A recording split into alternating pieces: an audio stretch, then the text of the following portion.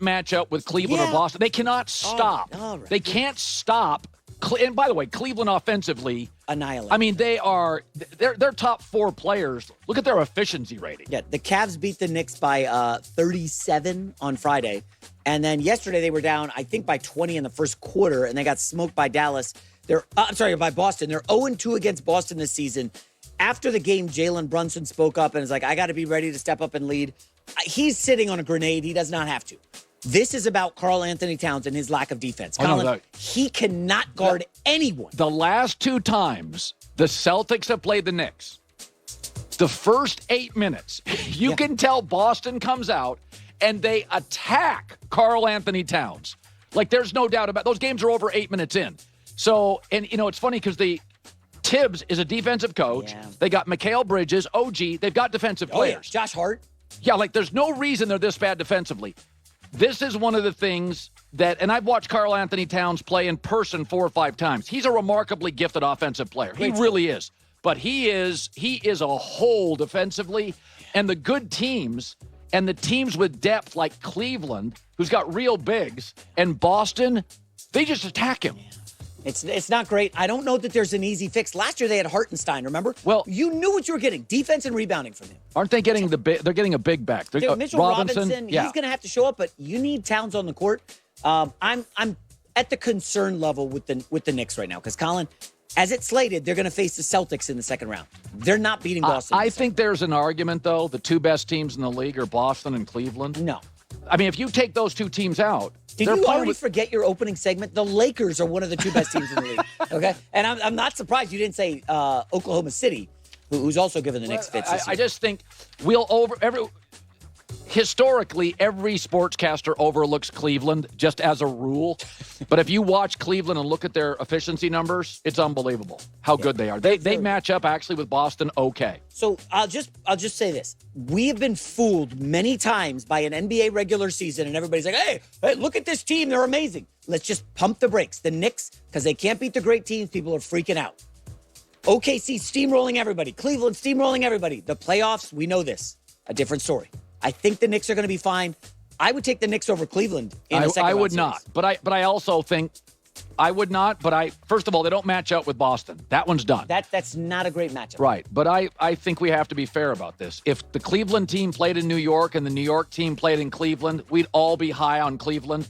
I think they're really good. Listen, man, they're a regular season team. They look awesome. And so is OKC. And the Lakers, we know the Lakers are taking down OKC. That's a given. No, we don't know that. You spent too much time in the Caymans. You got too much sun. J-Mac with the news. Well, that's the news. And thanks for stopping by. The Herd Lie News. Colin right, Colin wrong. Top of next hour. If you feel like owning a home is out of reach for you, Rocket is here to give you back the keys. They believe everybody in America deserves a shot at the American dream. Own the dream. Visit rocket.com or call 800-4ROCKET.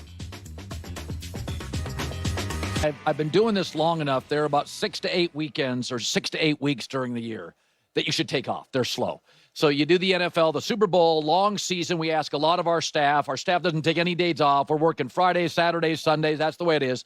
So after the Super Bowl, you talk about it for 4 or 5 days. Hopefully you didn't get stomach flu in New Orleans.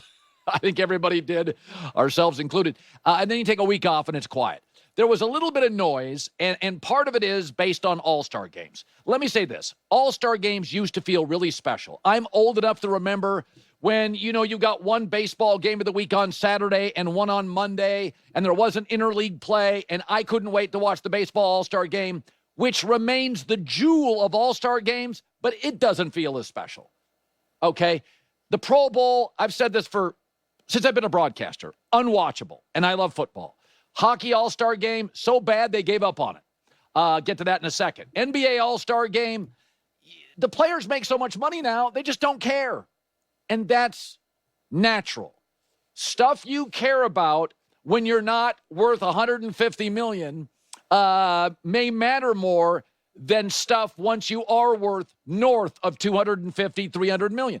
A lot of these stars, and I don't want to hear that NBA guys are bad guys because they love the Olympics. I'm currently watching something, a streaming service, watching something on USA Basketball and in Paris, and it's wonderful. And the players are like kids, and they still care. But all-star games are done. These guys want time off. You know, these guys, the NBA just signed a $76 billion deal for 11 years. The owners are happy. The players are rich. Adam Silver's happy. The All-Star Game's a shot weekend. Nobody cares. The stars would rather have it off. The fact that they even show up is laudable, but it's bad. And they're trying to tweak it and just leave it alone and let it be and let the young guys shine. It's just a different time in the NBA.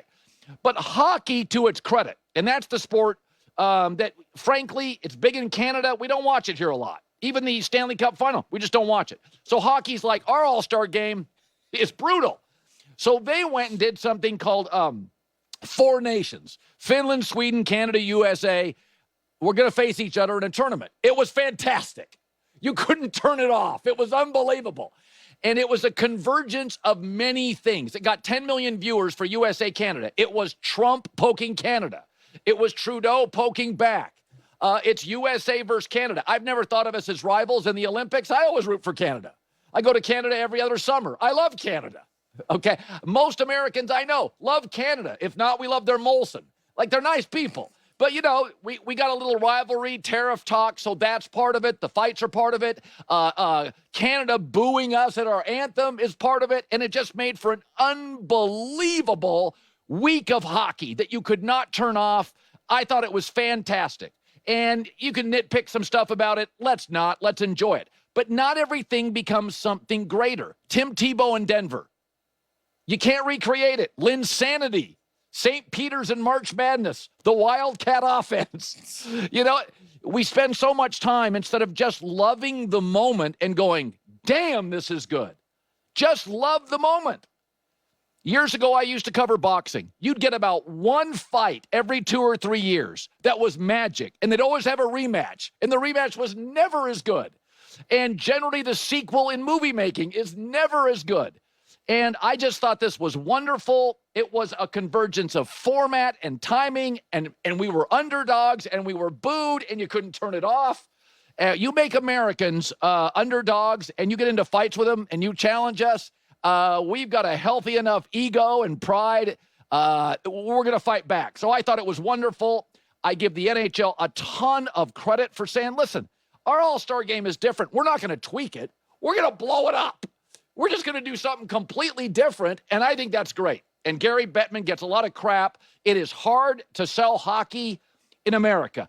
Canada does not have our labyrinth of college and university sports. They don't have a March Madness like us.